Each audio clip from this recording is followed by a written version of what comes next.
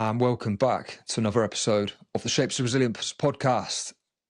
This evening I'm joined by Sam Beresford. I would do an introduction, but we know very little about each other. This is a spontaneous podcast where Sam reached out to me and said, could I come on your podcast?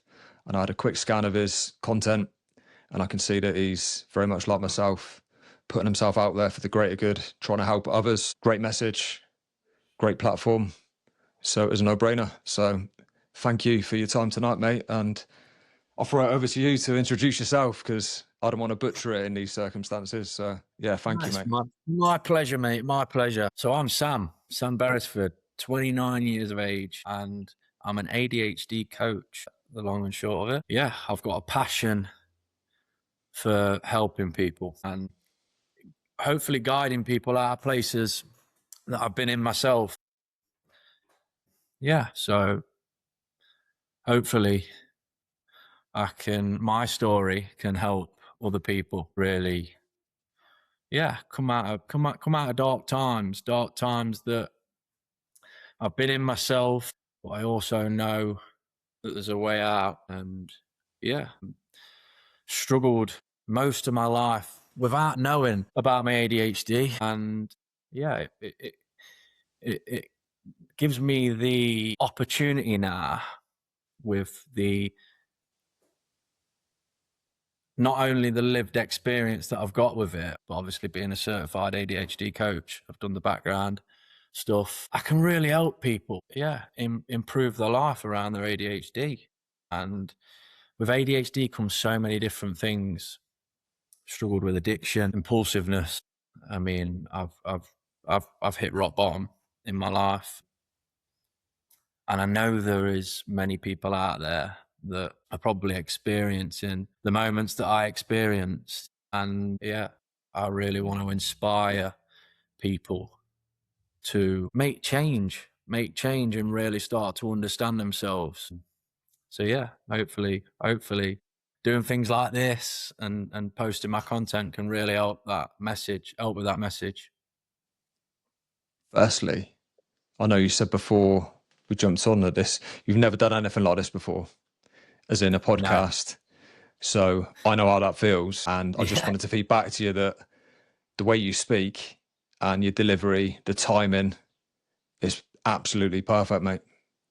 Really? Yeah. No, it's spot on, mate. And I was conscious of that. I thought it's quite cool, because sometimes just to settle the nerves down, just that little bit of feedback. Like I've done 68 of these now, and people that haven't done it before, and people that haven't done it before, and myself included, when probably now still on occasions, there's this urgency to get everything out, and then there's this cadence within a podcast where there's a real like key way of speaking so that the listener can process what you're saying at a certain speed. I believe. I listen to a lot of podcasts, and when I was hearing you speak then, I thought, this guy's got something there where, and I'll tell you why it is, it's because you're letting your heart speak. Yeah, I think I get emotional talking about these things. I can tell. They're in my past now. Not it wasn't too long ago. You're talking a couple of years ago. I came out of addictions and my life was chaos. It was chaos.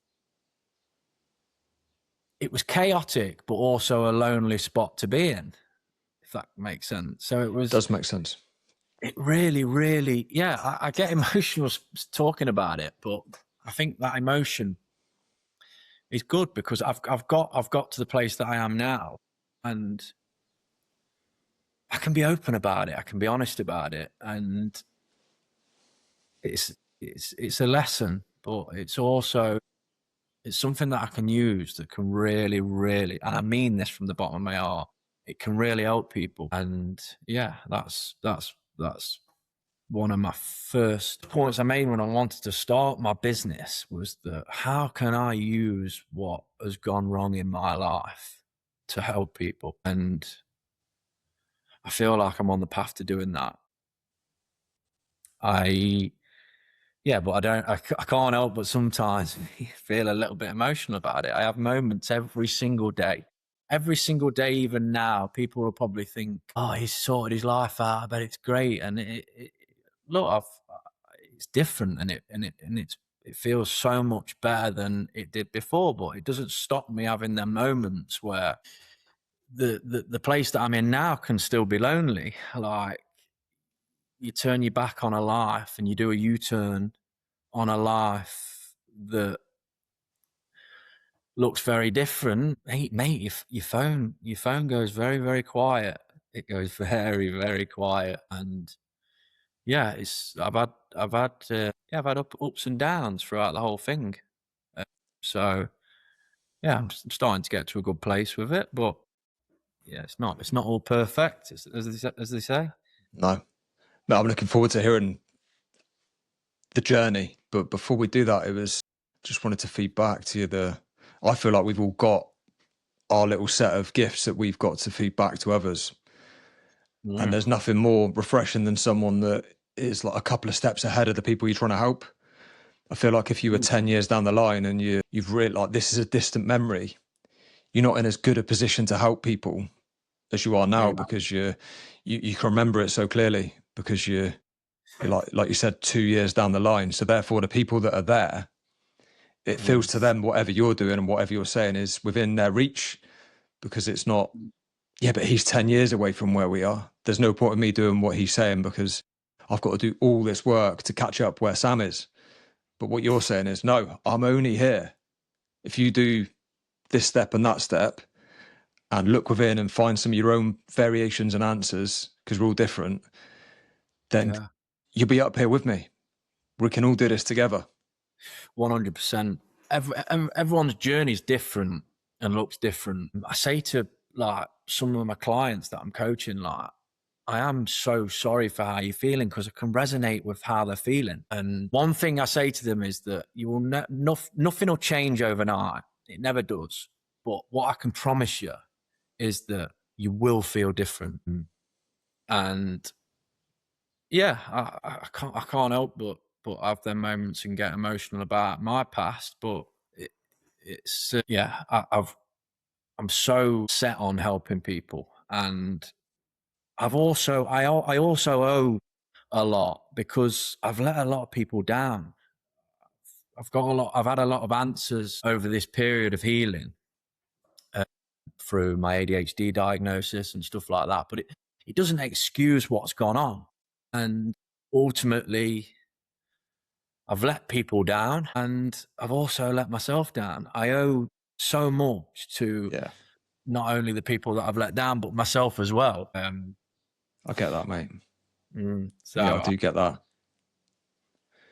Something I feel is clear to me. I don't know if are you religious at all? Is that something that...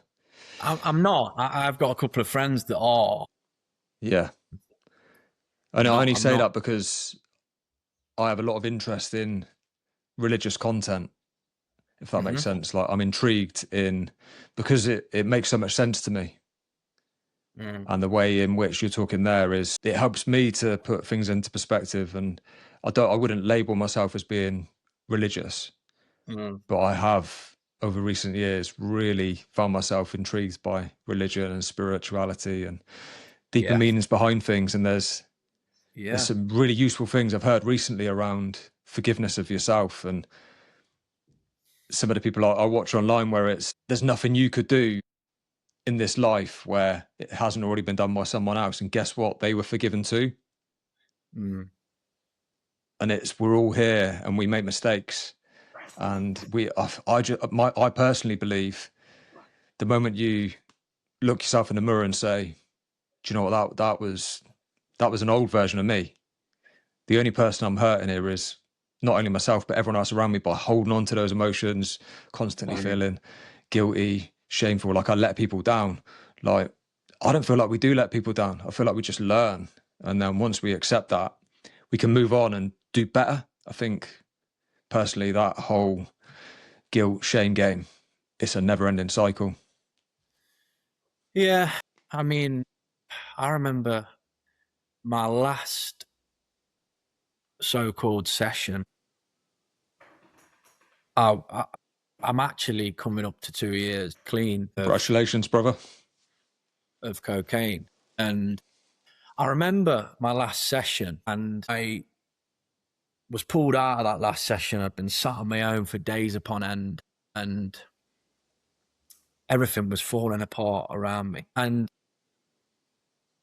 I wasn't only ruining my own life, I'd wrecked my relationship.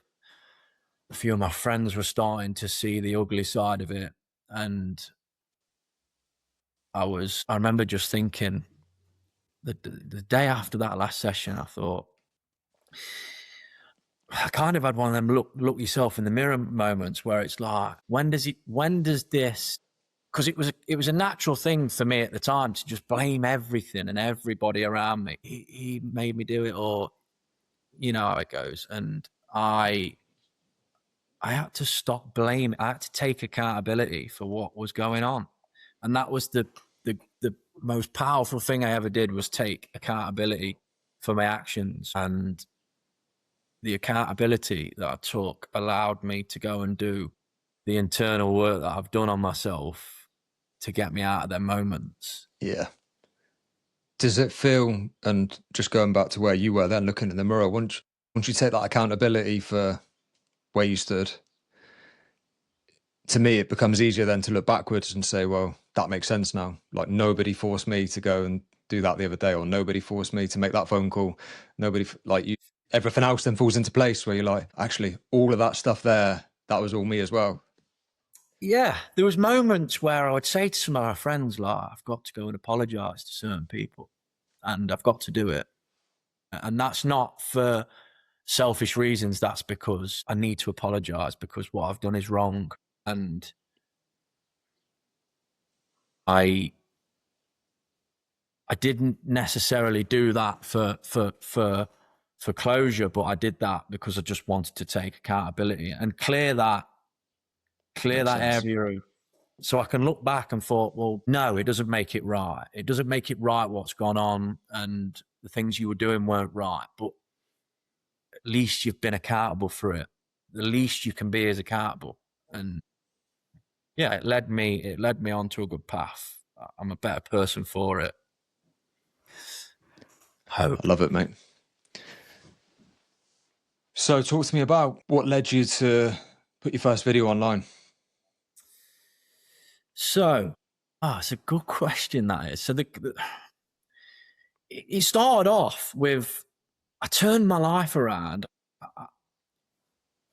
I just had that thing inside me that I just wanted to inspire others. That's literally where it came from. Like, I transformed my physique in the time that I'd come away from drugs. I was very much documenting that journey. So it started off as like a fitness thing. And then I remember thinking like, well, I was doing it through my private account. So I've got a private account, and then I've got my account that had all my content on it. I've got my account now, that's got all my content on it. And I think we all used to do that. That's how I used to work it as well. But then you kind of get a mixture of response, and it's like, do you really want to be hammering this fitness stuff into people's faces that aren't really, it's not doing anything for them, they're not being inspired by it? So I thought, well, if I make this page that tells you exactly what it is, people can come onto that and see it if they really want to see it, if they want to be inspired by it, I guess. So yeah, it started off like that. And I guess I did my personal training course. I thought I'd really found myself in fitness, but I still had that thing over me where I thought, do you really want to be a personal trainer? Like, I've got this saying that you're meant for more. And did I want to go? I'm not looking down on anyone at all, because I think personal trainers in their own right are brilliant. Do I see myself as a personal trainer? No, I didn't. I think there's loads of people out there that will be better at it than me. And I guess the content side of things, all the ADHD stuff that I started slipping in was doing really well, because it was so natural for me to talk about, because I've had this late diagnosis and I know so much about it. It then just led me down the path of well, why don't you turn this into what you do for a living? And it's a wicked way of helping people. And that is, yeah, that's truly it. Sounds, I can resonate with that, because when I started posting my content maybe 3.5 years ago, I was in a very similar position where my background is personal training before I was in the police. And then I did some nutrition stuff, and my content about 10 years ago was just meal plans and 12-week plans and 12-week transformations. So when I started to post 3.5 years ago, I believed when I started doing it that I was going to be running this business, trying to do a very similar thing, helping people to get in shape. Yeah. That's what my head was saying.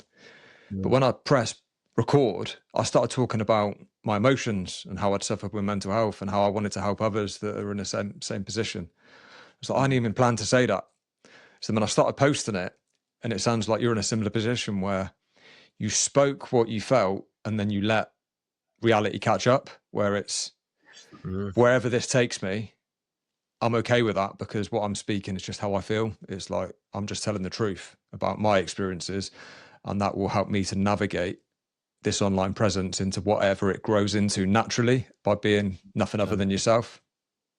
No, that is, that's pretty much how it That's went it. for me. That's why I resonated with you, mate. That's why I looked at your stuff and thought, yeah, I can see how this lad's got to where he is through that same journey of just letting it flow. Because I guess from the outside, people will go, God, what's this guy actually doing? Like, what's he? 1 minute he wants to be a personal trainer, the next minute he's an online coach. 100%. And I think like you do pivot. Like I've never had my own business. It's the first time, but I think like from people I have good people around me, really good, solid people around me. So that's another message. Like, don't ever be afraid. No one can be good at everything. That's one thing I've learned on this journey. You can't be good at everything.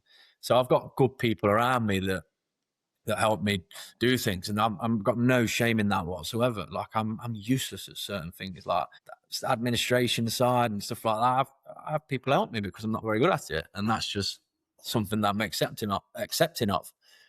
But I definitely found my niche, if that fits. Like I've got so much passion for this thing, ADHD, that I guess that people, I guess ADHD is in everyone in a fraction, but there's a lot of people like myself that are struggling day to day with it.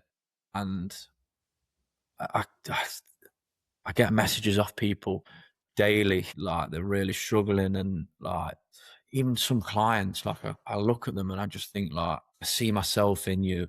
Like, it's not something that I say to them, obviously, because I'm trying to coach them, trying to look at their stories completely different, in a sense that the outcome will always be, it could look the same, but it will always be, everyone's story is different. And I can get them moments when I'm coaching, like I'm like, that's me. That was me as a kid. That was the feeling that you're telling me now is, and that's where like lived experience with these kind of things. It's like you doing your podcast. You've been through your own struggles and you've come out the other side of it, and it's amazing to see. But I think that lived experience really helps in the business that I'm doing and people that I'm coaching. Yeah, well, lived experience can never be learned through a course. It's there or it's not. No. Yeah, 100%. You can't fake it and you can't make it. It's No, you certainly your biggest can't. blessing. But so I wanted to talk to you about ADHD. Yeah. And my first question was, what do you see as the biggest inaccurate perceptions from people about ADHD? So to somebody who A, probably doesn't have ADHD, and B, doesn't understand it, you'd say ADHD to someone and they go, oh, he's the class clown, he's the hyperactive kid. And they're labels that I carried from a young age. And I didn't ever learn that I carried them till I went into therapy and did the internal work. But I think there's so much more to it. And it's really real. Like, I'm not going to sit here and say I'm an ADHD coach and I've got tons of lived experience, but every day goes perfect for me. I still have them moments where it's tough. Like, I can get to the gym, and this is just, I could get to the gym and I could get to the gym doors, and I'd just be stood outside or sat in the car going, who's going to be in there? What's going to be said? Is someone going to come up to me and speak to me? Just thoughts, racing thoughts. And it can actually make you be the opposite of hyperactive in the moment. You can be quite low, like it can make you really low. There's also, which I want to touch on because I don't hear enough, is there's so much positive. There's so many positive sides to having ADHD that I think a lot of people frown upon it because you are that hyperactive kid who couldn't sit still, who has a drink and he's firing on all cylinders. Like, the positives, once it's channeled correctly, honestly, Superpower. I hear that so often, Yeah. and it's so true. Like, people probably think it's a bit cliche. That makes sense to me, mate. It does make a lot of sense to me. I spoke to a fair few people now, and if it's channeled in the right way and there's something meaningful behind what you're doing and you're clear in your direction, you apply those traits you've got from the ADHD itself, then it makes you unstoppable. It's when stuff gets in the way and you create these hurdles and it's like, don't know what I'm doing with that. I'm going to go back to unhelpful traits. Yeah, I mean, you can get choice paralysis where you're in a shop and you're like, oh, do I have that? Do I have that? Oh, shit. And you could be stood there for 10, 15 minutes. Like, and it's a real thing. And I've got so much passion in helping people understand it because I really truly believe that the understanding is the key to unlocking that positive side. Like, now I understand my ADHD. I'm proud of it, mate. I'm so goddamn proud of it because not only did it put me in the spot that I was, where I was self-medicating, and I will get onto that a little bit if you don't mind at some point. ADHD didn't only put me in that place. To a certain extent, look, you have to take responsibility. Like, it's not all ADHD. But parts of it got me in that place. But I'm telling you now, the positive sides of ADHD pulled me out of it because I made sure the changes that I've made in such a short space of time, I fixated on making that change. I've got this ability, and ADHD gives you this ability to just go, nah, no more. I'm not doing it no more. I'm not hurting people around me. And it's that emotional side of it where it's not a selfish thing where you're thinking about yourself. I genuinely come out of the spot when I gave up I've not long given up the alcohol, but I gave up the drugs, and I wanted to do it not only for myself, but I really wanted to make amends for the lives that I'd wrecked a few lives along the way, and that isn't okay, ADHD or not. You take responsibility for what has gone on. And yeah, I think ADHD gives you that power. It gives you that power to go, nah, I'm not doing it. And I don't look back, mate. I really honestly don't. I'm not your typical addict that people really struggle, and I really sympathize with them. But is it a struggle for me? Like, I shut the door on cocaine and I shut the door on alcohol, and it's gone. And that is the ADHD superpower that it looks smug and it looks like I'm finding it easy because I'm finding it so difficult in different ways. Like, I've got to try and find fulfillment in different ways, but I'm also 100% confident that that life is behind me, and I want to impact positively on people's lives. We both know that is through exactly this. It's conversation. It's speaking out, speaking up in what you believe in, and you're doing that. Especially, how old are you? 29, 30 this year. There you go. So You've got so many years ahead of you. Mm. And to make those big changes now and have that same intention that I feel like I've only just kind of fallen into that path now when I'm in my 40s. So do you see what I'm saying? You've got that blessing of making those huge life-changing transitions for yourself at a very young age. Imagine in 4 years, 5 years, what you're going to know, what you're going to learn, how many people you're going to have helped, and you're going to refine your practice and what you're doing and your knowledge and the way you're able to help others. Mm. Like, how does that make you feel? Yeah, I think as much as I am so focused on helping people, meeting new people, and my life's going in a different direction. I think the amount of people you take with you, it really, really does.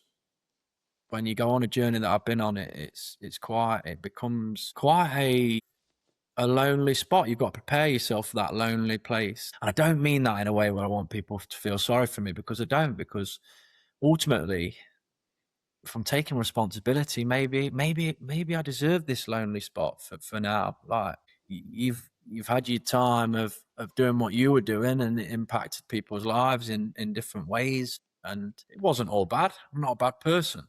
I've learned that I'm not a bad person.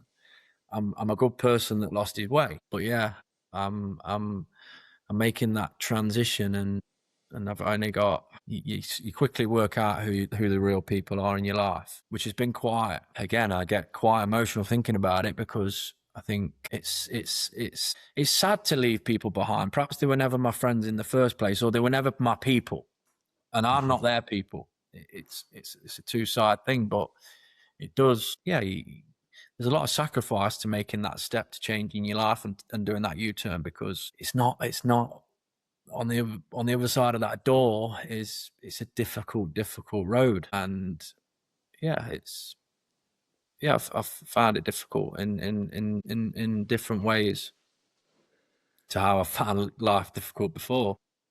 I hear you. I do hear you.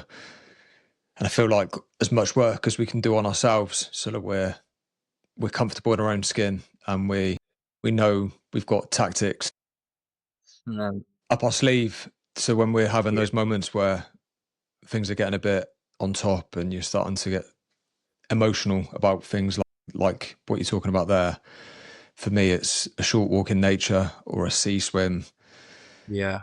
breath work, meditation, reading, Really. all these practices that I do. And it helps me to return to that place where I don't need anything from anybody. As long as I've got the people around me that matter the most, you learn to let all the rest of it become noise. Yeah, don't get me wrong. I'm from a person that couldn't sit in his own company unless he was off his head. Now I live in a little cottage, and I could sit there all day on my own. I'm quite happy within my own skin. I've just come back from my first solo holiday in Marbella. I don't Class. drink. I don't drink. I don't party. But I went and I thought, just give it a go. Like, just go and see if you're all right on your own. I was fine on my own. I just got there, and it probably just wasn't the place for me. Like, I guess I've done so much work that, yeah, it's a tough one, because I do still now kind of dip back into my old life, in terms of I put myself in situations where, because I know that I'm strong enough to not, so to speak, fall off the wagon, I put myself in positions where I'm in places and I just think, I just don't belong here anymore. And Was it that a is, test? Was that a bit of a test yourself in some ways, putting yourself in that environment? you know what? I'm gonna say no. I'm gonna say that this is the next step for me, is that I've got fulfillment in my life, but I've not got enough. And I talk about that ADHD ability to just shut the door on something. And I shut the door on about 5 months ago on alcohol, because it was affecting me. I'd replaced my drug of choice. It just became my new drug of choice. And this was like 4 or 5 months ago, before Christmas. And I was like, this has got to go. And I shut the door on that, and I can just go in these places and I'm fine, but it's not a test. I haven't got enough in my life. The point was that I've probably got rid of that, and because of that ability to get rid of it so quickly, now I found myself in this spot where I didn't really put things in place. Not that you do put things in place, but there isn't. I've got to. Yeah, I'm searching. I'm doing new things every day. I'm going on solo holidays to. So I guess it's not a test. No, it's not a test to be in that environment, but No. I think it's more of a dip back into just to see how my old life's getting on without the destructive parts that came with it. So what would make you feel like you've got enough fulfillment in your life? Ooh, that is a very good question. That is a really, really tricky question, because I guess I've said it. Fulfillment. I want to travel the world. That is what I want to do. I've always wanted to do it. But it's a really, really tricky question. I guess at the moment I don't know what that looks like. And I think that's okay. I think I've come I to love peace. that. I think I've come to peace with the fact that you don't have to have everything worked out. One of the biggest things I say to my clients or to people that pop on a discovery call, or anyone asking me about my journey, is that you don't have to have everything worked out to make that step. Like, That's the one. it's all about that. Making those steps gradually. I've done things gradually over a 2-year period. I don't think I know, but I think I'm confident in myself and the journey that I've been on, that eventually I will find that. And Let me reframe it then, because I actually really respect that. Because I feel like lots of people would go, oh, I'm going to try and say something that sounds cool. But when you look within, which you probably haven't maybe made space for that recently. So you know what you're focused on, and you've got this visualization, but the actual end result of that isn't entirely clear yet, which I actually fully resonate with. But something I do myself is that, like, the future vision of yourself and what we call it an A goal, where it's, if you had the ability to choose something that on paper is out of reach, but it's, when you look within, it's your actual goal, your dream, the one thing in life that would make you happy. But what you're saying is, because that on paper is so far out of reach, it makes it hard to plan the steps to get there. The one thing that I really, really want to do, and is, how do I put it? I'm getting emotional thinking about it. Is that, how can I make this make sense? I want to prove it's not about money. It's not about fame or anything like that. Like, I want to prove to that little boy, and that little boy is me, that you weren't all them things that you were labeled with. And I guess that shows people that you can really become something and overcome them obstacles. Like, I'm doing this for that, for that. And it sounds selfish, but it's not how I mean it. I'm doing it for that little boy that ain't selfish, mate. It's the opposite of selfish.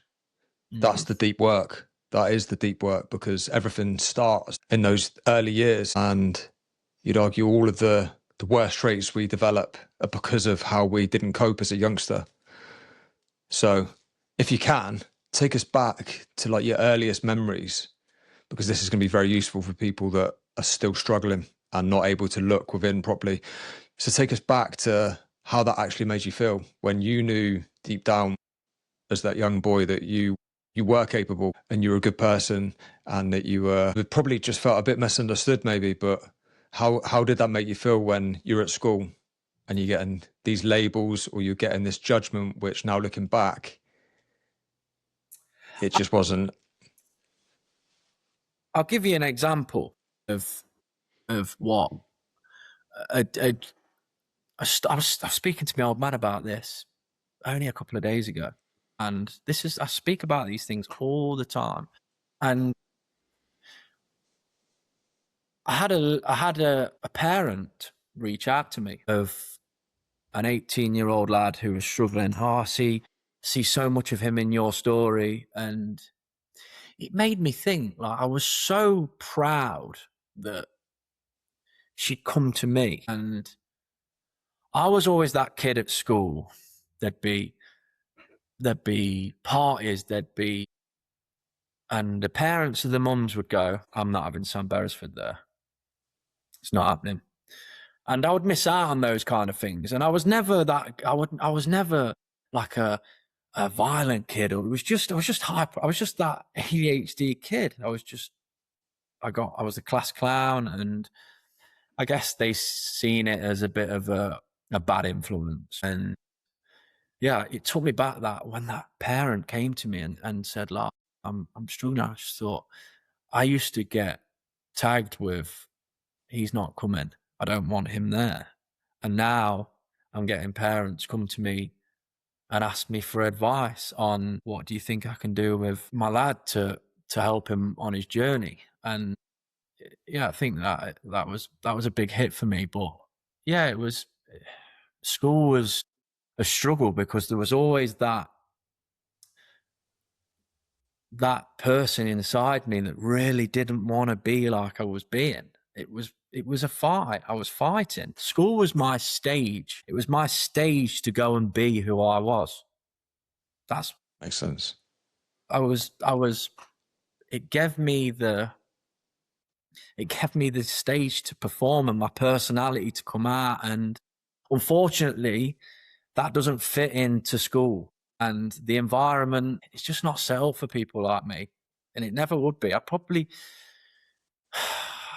say that I'd go back and be different. I probably wouldn't, because my personality and the way I was, you've got to sit in this chair, and like, I understand myself more now. I can do it. But back then it was like, I've got to sit in this chair and I've got to not fidget. It was just never possible. And God, I mean, I was put into a behavior clinic, and this is a big story that came out in therapy that I'd completely forgotten about. And it was, we were talking about, like, why do you associate so much anger, even though you're not a fighting person, you're not really an aggressive person, but you've got anger in you, and it comes out in this like rage. And I remember I'd been excluded from school they basically said to my mum that they don't know what to do with me. They don't know how to handle me. We need him to go and be in this school. And it was called the Kingsmead, and it was behavior clinic. And I wasn't only misdiagnosed then, as in they never said, oh, do we think he's got something like ADHD? It was chuck him in this school. And I was around kids that were really troubled kids that had come from really troubled backgrounds. And I was sat in this classroom and I was just like frightened. I used to cry every day to my mum, please don't let me go. And they had to go. My mum said, you've got to go. Right. And I think I was probably let down by my mum then. And that is really hard for me to say. But I was put into this school, and I was later told that he should never have come to this school. He should never have been put in here in the first place. But it affected me because I was surrounded by really, really troubled kids. And I'd kind of carried that as, this is what you are now. Now I look back at it. You are this person. You are associated with this, and you live up to this now. And that's exactly what I did. I lived up to the label. And going back to how you were in the previous environment, where you said that you became a performer, was that a way of then, in this new school, surrounded by people that maybe you had to perform in a different way to fit in, which then brought out this other side of you? Yeah, so I think it was a case of, so would always go into anything, and I still do now, with a bit nervous, a bit like, oh, I wonder what they're going to think of me. I wonder what. That's like the ADHD in me, like, oh, no, fucking hell. But that comes back, and this is a question I was going to ask you around the parents at the party saying he's not coming, we don't want him here. Is that subconsciously something that, as an adult, you look for evidence of that happening to you reoccurringly throughout your life because of the damage it did to you when you were younger? Yeah, I guess I carried it all. And I ended up building up resentment towards it because I knew deep down who I was. I come from a good home, got good parents, like, but not only did those people let me down, and I've made peace with everything now, and I've made peace with everybody, but I probably was misunderstood by my own parents. And I had a conversation with my dad, not so long ago, and he knocked on the door, and he said, "Son, I'm sorry." And he said, "I'm sorry because I got it wrong, and I want to promise you that I'll never get it wrong again. And I understand you and who you are." And that hit me. Like, that really did hit me at the time. And I think, again, I don't want to excuse the way I was, because I'm accountable for potentially probably ruining people's education in certain aspects. Like, you still done it. Like, you can't just say, "Oh, I've got ADHD. It's fine. It's all right. I've got ADHD. Don't worry about it." It's not how it works. And I'm sorry to the people that I let down and I affected on my journey, but I'm also sorry to me that he never had that understanding. I'm sorry to that little boy that never got the understanding that he needed at the time, that might have helped everybody. It might have helped the whole situation. I'm not saying it would have changed who I am. It definitely probably wouldn't have done, but there's definitely things that could have been done that weren't done. But yeah, you've got to make peace with it, and hopefully. So I can tell that you are genuinely sorry for that, because you've said it now, and I believe you when you say it. But I wanted to give you the opportunity to, from now moving forward, to stop apologizing. Yeah, I think I am quite hard on myself. Yeah. I think that's what's got me through. I don't ever want to. I don't care what people think of my content and whatever. Like, as long as it's helping somebody, that is what I want to do. If it hits them people that it needs to hit, that's fine. I've gone through that stage of people going, "Oh, what are you doing? Oh, you're doing this. It's cringy. It's this. It's that." Yeah, perhaps I am hard on myself, but I'm a big believer in accountability, and I'm a big believer that I've spent that long not being accountable, that you don't just get this diagnosis and then it goes. You be accountable, and I like to think that can rub off onto other people, and people can see the good in that, and what it brings you peace. And I think people can learn a lot from just taking accountability and responsibility for what's going on. I agree.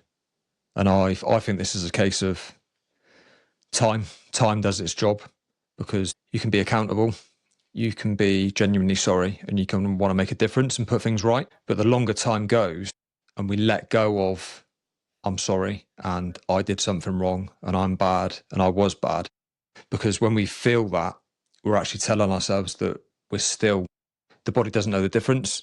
So when we hold on to any kind of guilt or shame, we get trapped in these lower energy centers, which mean that we're preventing ourselves from doing more good. Because if we can let go of that and move up into, I might have done that. That might have been a previous version of me, but it's not who I am today. So therefore, I don't hold on to any more resentment, guilt, or shame. I'm still sorry, but I don't hold on to it. I let go of it, and then the energy comes to this different place, and all of a sudden you're able to touch more and more people, and your energy changes, and you even like your facial expression and your delivery and your content and everything improves. Yeah. I get. That's through my experience, mate, because I was there. I was there. I was feeling all those feelings, but I had to put it to bed Yeah. and go, actually, I'm gonna, because I listen to a lot of content about exactly that, and us attracting into our lives what we feel we're worthy of. So we Yeah. might have good intentions, but it all comes back to who we imagine ourselves being. And if that person we want to become in the future that's doing amazing things isn't somebody that holds on to the past, we accept the past, we move on from it. And we deserve Yeah. to. I feel like you deserve to. I feel like you're doing all the good things. And it's only a reflection from me. It might not be right. It's just No, I the beauty completely. of feedback. It's brilliant what you say. It is brilliant what you say, and I probably do hold on to a little bit of guilt, but I guess it's just that I had so much accountability to hold that I've probably over time Yeah. just slowly. It feels good. It feels good Yeah. to be accountable. You get good feedback from yourself by telling yourself you're being accountable. So therefore, Yeah. I'm gonna be accountable again because I get to feel good about that. Because actually, if I let go of it, am I accountable anymore? And therefore, am I getting a bit big for my boots? Am I moving on? Am I still sorry? These are the questions you probably ask yourself, which through I get. time. Yeah, I think that's the work. I think that's the work. I think that is the work because that'll unlock this next level. I guess as well, what it's helped me with is also I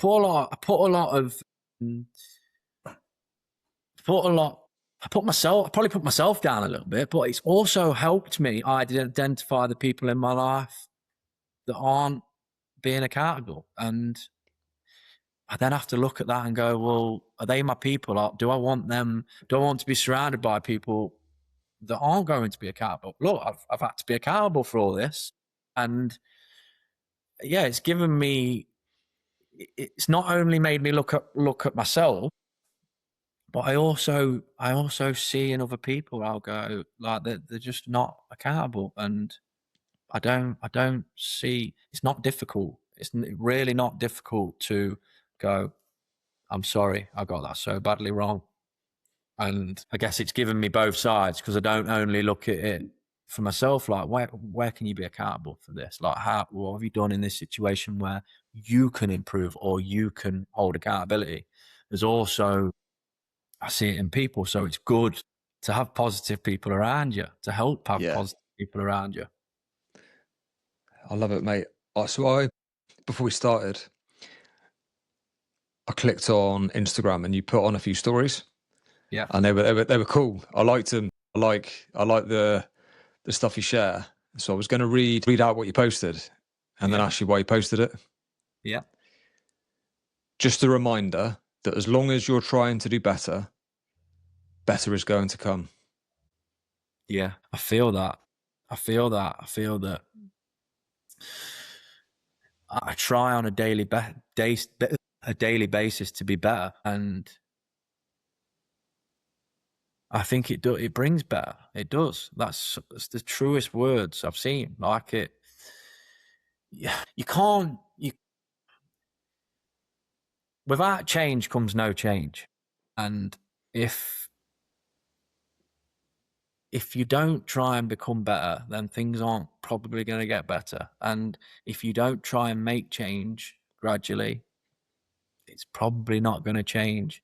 You can rely on motivation, but it's not going to get you very far. I've been there, done that. I've got the t-shirt, and I think there's many people out there that are meant for more, and they don't have to stay where they are. They really don't. You don't have to stay where you are. Believe me. Everyone's story is different, but one thing I know is that you don't have to stay where you are. And another thing I want to say, and I get this, is that it's okay to miss something, but to also know that it's no good for you. That's the one. That's the one, because that's training that's that discipline. We talk about motivation and discipline. Discipline to me is being able to resist the things that I want really badly sometimes, because I Yeah. know they're not part of that person that I'm becoming. Mm. I have a checklist, and it's either yes or no. Is that in line with who I want to be or not? And if it's a no, then no matter how much I want it in that moment, then that's the work I need to do. Don't always get it right, which is what we're both saying here, is that sometimes it's, oh, I've done it. Why did I do that? Well, it's done now. You know that that's the work to get to the point where next time the choice is there and you make the better choice. Get better. So accountability plus that intention to make better choices. Yeah. That's the journey. Yeah. I mean, it's literally, I've made better choices. Yeah. And I'm But trying you to become do. obsessed with this stuff. Once becomes part of your thoughts daily, then you're on the path to become better. Because when you're in a previous mindset, these kind of thoughts they're not there. It's not something you think about. You're thinking about, what can I get now? How can I do that? And it's very short. It's very transactional. There's no growth. It's getting through day to day and each moment without even acknowledging that there's this better version of you waiting in the future. I can't stress to people, like, say that meant for more. Like, people will probably hear me say that. I've said it on a few of my posts before, and they probably think, oh, what's he going on about? But like, you're meant for more. Like, you're struggling in what you're doing, or you're going out every weekend and you don't know why, and you get into the end of the week and you're like, oh, I'm not going out this weekend. And you're relying on so much motivation that it all implodes. And that cycle allows you to believe that you're not meant for more, but you are. And that is, I can't be any more. It's I'm also living with that proof. mindset. And I imagine that when you get to Thursday, you're telling yourself you're not going out, but you already know you are. That's a sad place to get to, because you're not building up that evidence of proof that you're going to follow through with things that you've told yourself you're going to do. You're subconsciously telling yourself already. I used to subconsciously tell myself, I used to go on a Thursday or a Wednesday, I'm not doing it this weekend. I'm not getting on it this weekend. But I'm basically telling myself that I am anyway. I'm okay. I'm okay in it in my head. And yeah, those thoughts don't even run through my mind anymore. I just don't drink and I don't do this, but I get. Yeah. But how much more respect do you have for yourself now compared to the respect you used to have? I used to live in a pit of shame, and yeah, I've got some answers for it now, but it doesn't wash it away. I sat in my apartment towards the end, just off my head for days upon end, working out, like, why am I like this? Why does this? I used to say to myself at the time, like, what is this just how it's meant to be? Like, it's got to be. It's got to be. Like, it's gone on for so long now, and so far from the truth. You just gotta. Yeah, I mean, I hit rock bottom, and you hit rock bottom. You've just got to hope that your rock bottom isn't as detrimental. Yeah. Luckily for me, it wasn't. But yeah, I'm proud of myself, and that is something that I've not been over the years. I've not been proud of myself, but I am proud of myself now, and nobody can take that away from me. I'm giving that to myself, and I'm not getting that from external things. I'm proud of what I'm doing, and daily I try and improve daily to not only help others but to improve me, because I feel like the best. I was having a conversation with one of my friends who's going through it, and you kind of put everyone first at the time, or you try and put everyone first, like, oh, I've got to go to this occasion because I don't want to let these down, and I think that you have got to be the focus, because without the strongest version of you, you're no use to anybody else. And I was absolutely no use to anybody back then. And I ruined my relationships. I ruined some of my friendships. And yeah, I pissed a lot of people off. But now, because I've done so much work, the people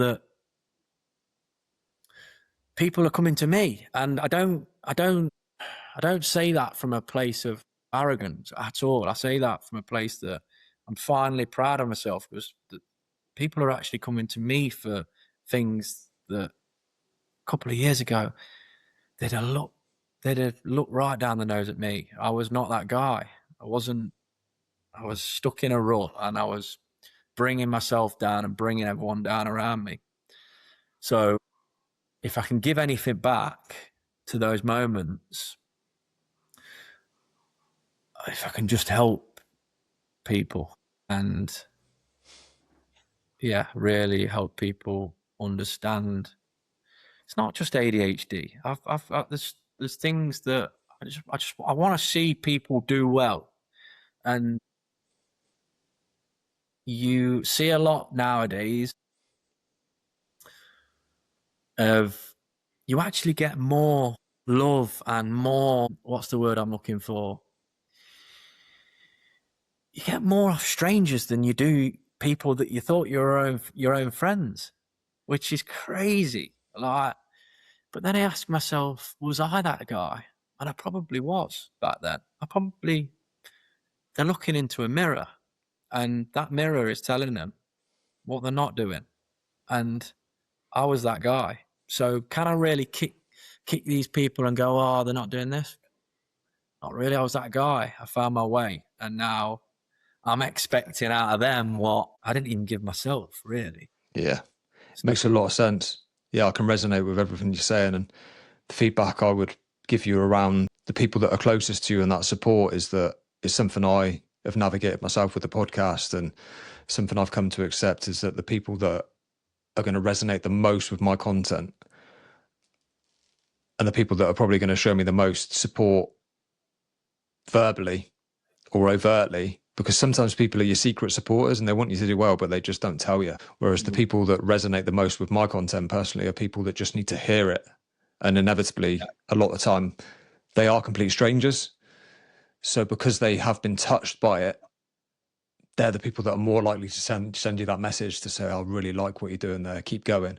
Whereas your friends and your family that you see all the time, I think there's this unwritten assumption that you have their support. But what happens is we tell ourselves that I'm getting all this support from strangers and I'm not necessarily getting it from people around me. And then you can make that a thing in your head when really a lot of the time people are just busy and we make excuses. And that's just something I want to feed back to you, mate, it comes back to that thing again of around being not allowed to go to the parties and stuff. We're looking for that validation from others. And I'm guilty of that myself. But I feel like that's something you could really benefit from. It's not easy. It's not overnight, but they're little things where we can give each other feedback. And I feel it's really useful because we look into the way we talk and the patterns we have in our mind.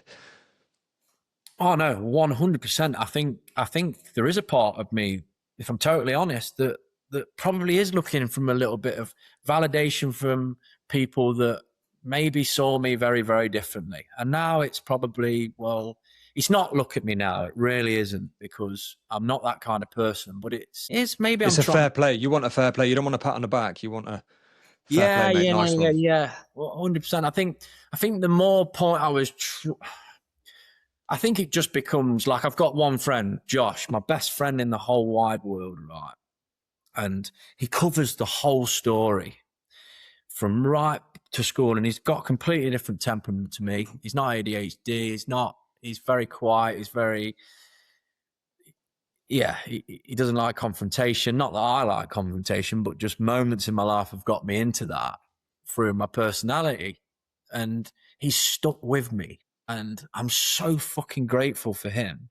I tell him every day that you do realize that I wouldn't have got to this place without you, mate. And I think when you go through life doing what I was doing for so long, you do have people that not only are using me, but I'm using them. And they just end up becoming drinking partners. And you come out of that, or you're taking drugs together, and then you come out of it and you realize that they probably weren't your friends in the first place. So yeah, I see it becomes very quiet. But like I say, I've got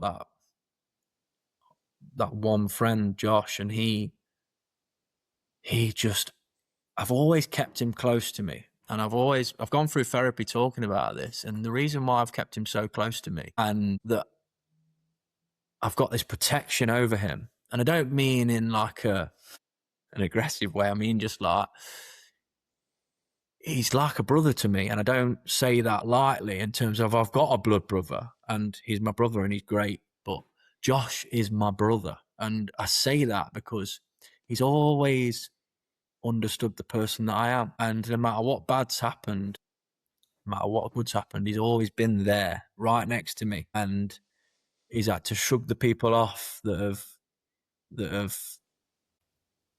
seen me for what I was at the time. And yeah, I think that was it comes to that stage where now I'm at the point where it probably is just me and Josh at the moment, but I'm happy with that. And Mate, you're smashing it. You've sat here tonight for an hour and 10 minutes and spoke from the heart, and you've delivered. You've answered every question perfectly.